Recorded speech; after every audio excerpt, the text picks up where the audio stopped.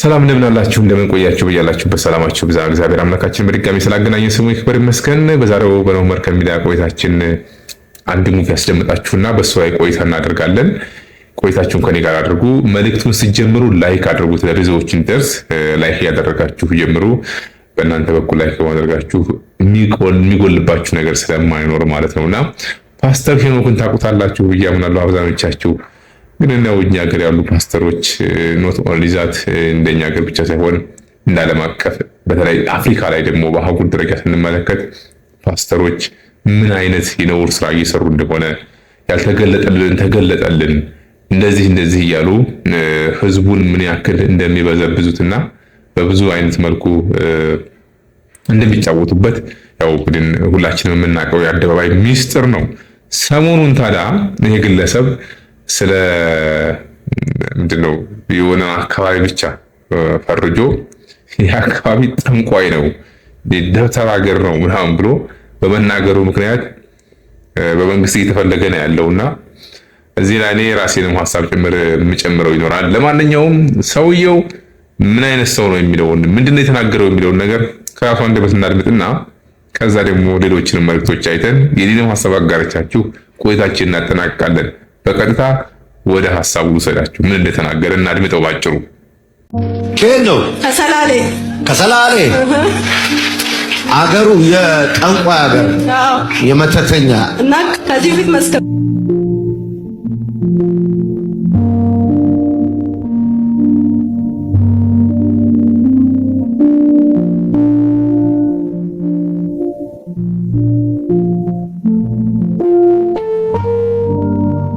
ሰምታችሁ አይደል? ከየት ነው ስጋት? ከሰላሌ ነው አለችው። ሰላሌ የጠንቋይ ሀገር ነው በሚል ነው እንግዲህ ሐሳቡን የገለጠው። እኔ በግሌ የማንም ግለሰብ ጥላቻ የለኝም። መቼም ቢሆን ከሐሳቡ ነው አይደለ? ተቃውሞ አንድ ሰው ልትቃወሙት የምትችሉት ሐሳቡን ነው እንጂ ሰውን በሰውነቱ አንቃወምም። ለምን? የሰው ልጅ የተፈጠረው ሁሉም በአምሳለ ሥላሴ በአርአያ ሥላሴ እስከተፈጠረ ድረስ መልኩን ቁመናውን መቃወም አንችልም። እነዛ ከሆነ ልክ አይደለም። ሐሳቡን ግን እንቃወማለን ነው። አባቶቻችን በ325 ዓመተ ምህረት አርዮስን ሲያወግዙ አርዮስ ወይ እንወድሃለን፣ እናከብርሃለን፣ ሐሳብህ ግን ሐሳባችን ስላይደለ፣ ትምህርትህ ትምህርታችን ስላይደለ እያዘን ለይተንሃል በሚል ነበር አይደለ ያወገዙት።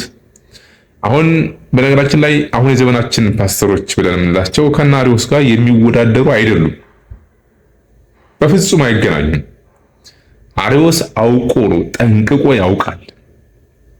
ለአቅመ አርዮስነት ያልበቁ የዘመናችን ፓስተሮች የምንላቸው ግን በሰፈሩ በአካባቢ በህዝብ የሚቀልዱ የህዝብን ገንዘብ የሚበዘብዙ እንደነዚህ አይነቶቹ ማለት ነው። ህዝብን ሙሉ የተሳደበው እንግዲህ አስቡት። ግን ይሄ ግለሰብ ብቻ ነው ይሄን ነገር ሲናገር የነበረው ካል አይደለም። በጣም በርካታ አሉ። በጣም በርካታ እንደ አይነት ስድብ ሳሁን ነው ወይ የጀመረው ካል አይደለም። እስከዛሬም መጠየቅ የነበረባቸው በጣም ብዙ አካላት ነበሩ። በደንብ እንነጋገር ከተባለ አንዳንዴ ዝም ብለን ስንመለከት መርጦ አልቃሽነትም የሚያስመስሉ ጉዳዮችን እንመለከታለን። እስከዛሬ ለምሳሌ የኢትዮጵያ ኦርቶዶክስ ተዋሕዶ ቤተክርስቲያን በየጊዜው የምትሰደበው ሰዳቢዎቿን ግን ማንም ሃይብሯቸው አያውቅም። እኔ አሁንም ቢሆን እሱ የተናገረው የሰደበው ማህበረሰብ ክብር አለኝ፣ በዚህ ደረጃ አይደረግም። ነውር ነው። በነገራችን ላይ በጣም ነውር ነው። አንዳንዴ ከራበው ይልቅ ለጠገበው አዝናለሁ ባይሆን ለካ ልክ ነው። እንደ አይነት ነገር ላይ ነው ምሳሌው ራሱ የሚሰራው። ህዝብን ሁሉ አንድን ሰፈር፣ አንድን አካባቢ፣ አንድን ሀገር ነው የሰደበው የጠንቋይ ሀገር ነው ብሎ ማለት ነው።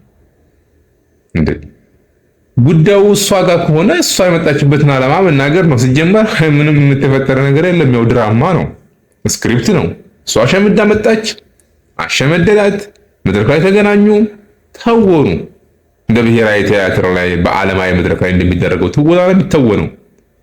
ህዝቡ ያጨበጭባል፣ አሜን ይላል፣ እንደዚህ ነው ይላል፣ አፈረስኩት ይላል፣ ይሄንን ሰበርኩልህ ይላል። ምንም የሚሰበር ነገር የለም፣ ምንም የሚፈርስ ነገር የለም። በነገራችን ላይ የሰይጣን መጫወታ ህዝቡ ለምን እንደማያስተውል አይገባኝም። ምን ለመናገር በዚህ ደረጃ ህዝብን መስደብ ማለት ምን ያክል ነውር እንደሆነ ማለት ነው። አሁንም ምንዋለው ይሄ ፓስተር ብቻ አይደለም፣ ሌሎችም አሉ። ሙሉ አንድን አካባቢ መስደብ፣ አንድን እምነት ለይቶ መስደብ፣ የሆነ አካባቢ መሳደብ፣ የሆነ ክልል መሳደብ፣ የሆነ ሰፈርን መሳደብ፣ መፈረጅ ኢትዮጵያ ውስጥ የተለመደ ጉዳይ ብቻ ሳይሆን የዕለት ዕለት ሁሉ ጊዜ የምንሰማው ጉዳይ ነው። ዛሬ ብቻ አይደለም ይህን ሲናገር የነበረው። ፖል ካጋሜ ነው የሩዋንዳው መሪ፣ ስሙን ዘነጋሁት እና ሰሞኑን አንድ ዜና እያየሁ ነበርና በሀገራቸው ውስጥ በተለይ እንደዚህ ፓስተር ሆነ እያሉ ህዝብን በአዳራሽ እየሰበሰቡ መጫወቻ ያደረጉትን እየፈለገ እየመነጠረ እያሰረ ነበረ። ይሄኛ ሀገር ላይ ይሆናል ወይ አላውቅም። ወደፊት አብረን የምናየው ጉዳይ ነው። ልክ አይደለም። ከማህበረሰብ ከእምነት ከእሴት ከባህል ያፈነገጡ በጣም በርካታ ነገሮች ናቸው እየተከናወኑ ያሉት አይደል ሀገራችን ላይ። መቼም ኢትዮጵያ ውስጥ በጣም ቀላሉ ነገር ተከታይ ማፍራት ነው። ተከታይ ማፍራት። እኔ እግዚአብሔርን ካልፈራው፣ ህሊናዬን ካልፈራው፣ ማህበረሰቤን ካልፈራው ነገ ወጥቼ እዚህ ጋር ጌታ ተገለጠልኝ ብዬ ይሄን ሆነልህ ይሄን አደርግልሃለሁ ብዬ ብል ጌታ እንደዚህ ብሎኛል ብል በእርግጠኝነት የምናገረው አሁን ከቤቴ ወጣ ብዬ ያለው አስፋልት ላይ ይሄን ብናገር በእርግጠኝነት አንድ ሰዓት ባልሞላ ጊዜ ውስጥ ተሰብስቦ የሚያደምጠኝ ሰው በጣም ብዙ ነው የሚሆነው። ይሄ ምንድነው ምክንያቱ? ይሄንን የማህበረሰብ ስለንቦና ስለሚያውቁ ተገለጠልን ብለው ይመጣሉ። የሆነ ቦታ ይከራያሉ። ከዛ ህዝብ ይገባል። በዛው ልክ ደግሞ ያው ታውቃላችሁ እንደዚህ ሲሆን ደግሞ ስፒሪት ይመጣል። መንፈስ አለ። ምንም ጥርጥር የለውም። ነገራችን ላይ በየእያንዳንዱ አዳራሽ ላይ እንደ አይነት መንፈሶች አሉ። የርኩስ መንፈስ መጽሐፈ መቃብያን ሳልስን በደንብ ይጉት። ምዕራፍ 1 ጀምሮ 2 3 አንብቡት በደንብ። መናፍስት እንዴት አድርገው በሰው ላይ እንደሚጫወቱ ምን አይነት ቁማር እንደሚቆምሩ በደንብ ይነግራችኋል መጽሐፈ መቃብያን ሳልስ። በተደጋጋሚ ስለምንጠቅሰው ይሄን የመጽሐፍ ቅዱስ ቃል ዛሬም በዚህ መልኩ አንስቼዋለሁ ከዚህ ሐሳብ ጋር ስለሚገናኝልኝ ማለት ነው።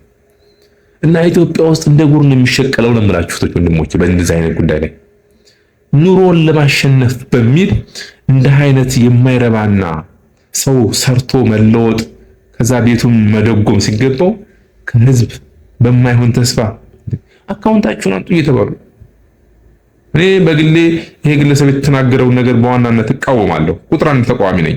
ሌሎችስ ከሳይንስ ከሎጂክ ከአመክንዮ የራቀ አካውንታችሁን አምጡና ገንዘብ ይገባላችሁ። እንድነው እንደዚህ ሊሆን የሚችለው? እንደዚህ ብለው የሚሰብኩም እኮ አሉ። እውነት ለመናገር ከተወሰነ ዓመታት በፊት የነበሩ በፕሮቴስታንት ውስጥ ያሉ አሉ የመረጡትን መንገድ በስርዓት ጸጥ ብለው ማንንም ሳይነኩ ማንንም ሳይሳደቡ ማንንም ላይ ድንጋይ ሳይወረውሩ የራሳቸውን የመረጡትን መንገድ ብቻ የሚከተሉ በጣም ሳይለንት የሆኑ የፕሮቴስታንት እህቶች ወንድሞች ወገኖች አሉ።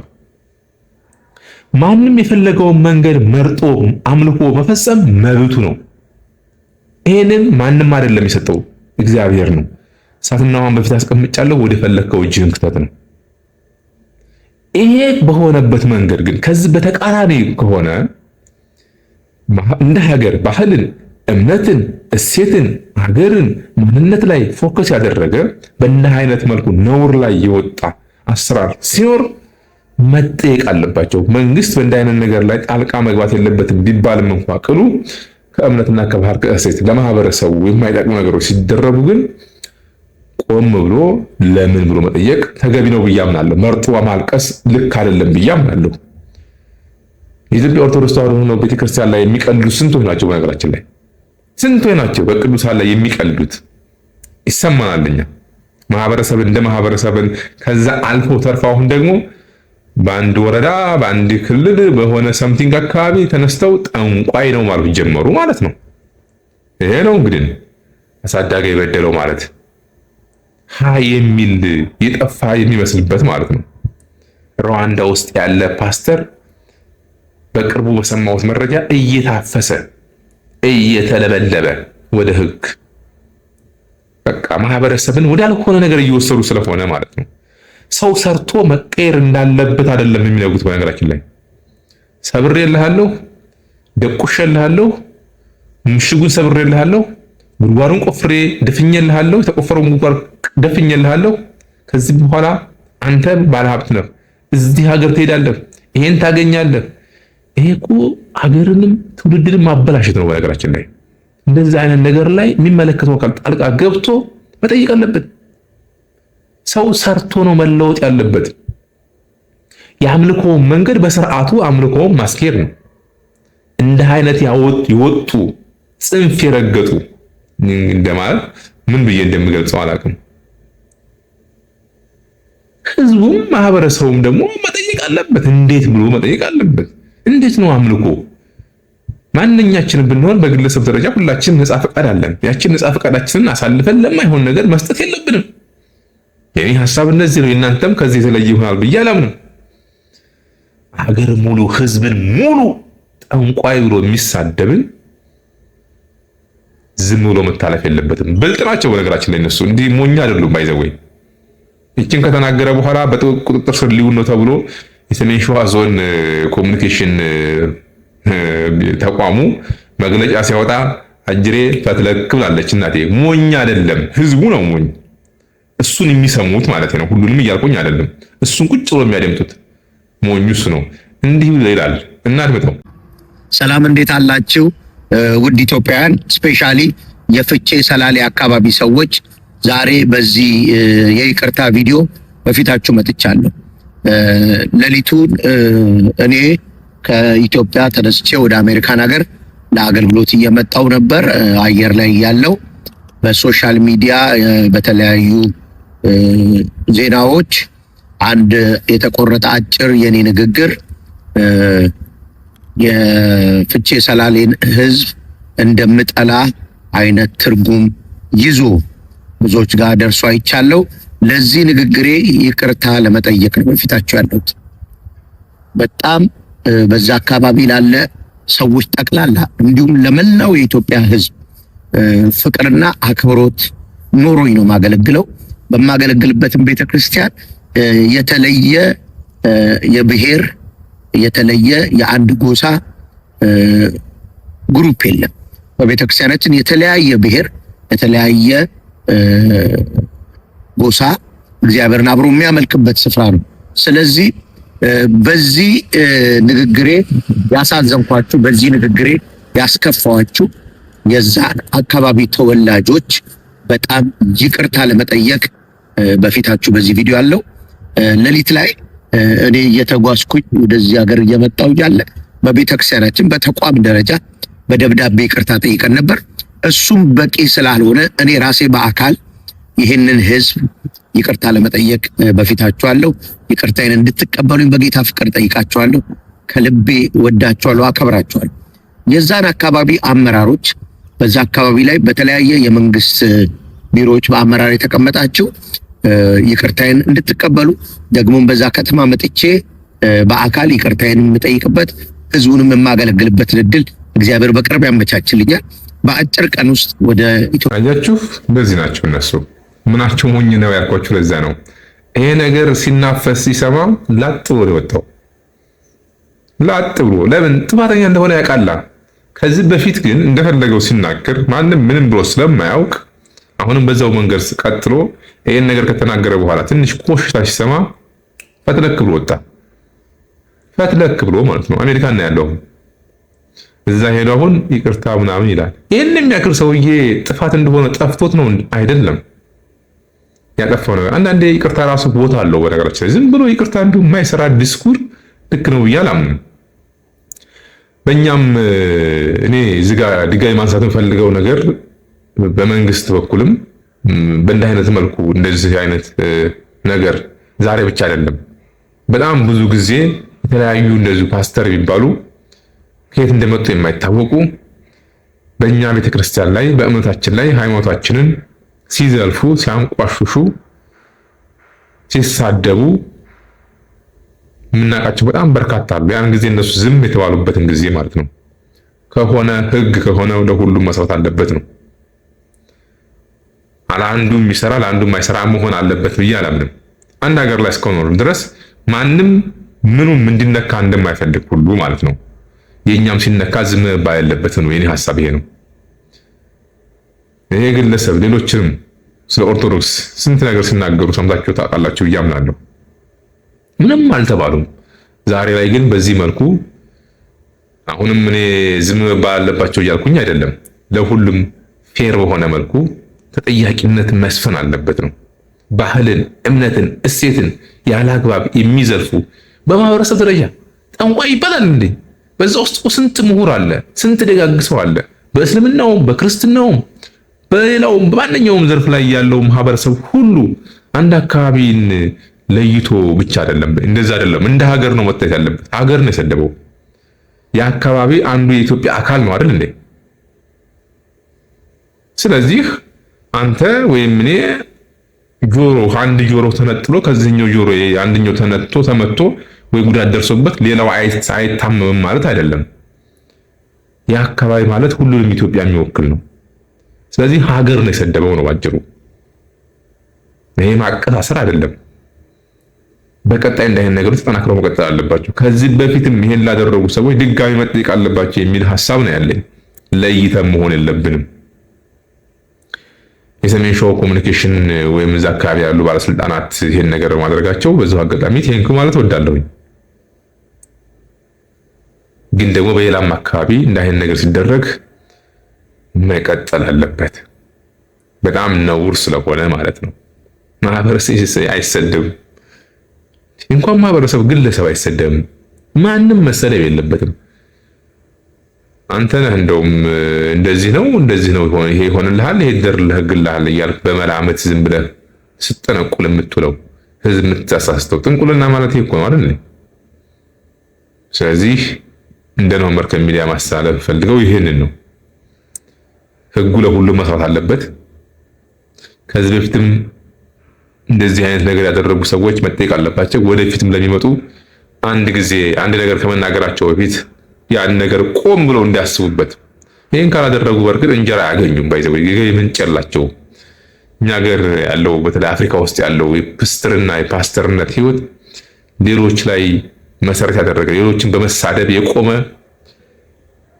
መንገድ ነው ምን አይደለም።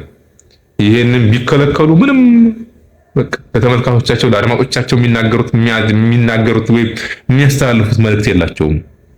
ድንግል ማርያምን አንስቶ ይሳደባል፣ ወይ አንዱን ካህን አንስቶ ይሳደባል፣ ወይ የሆነች ቤተክርስቲያን ይሳደባል፣ ወይ ተክለ ሃይማኖትን አንስቶ ይሳደባል።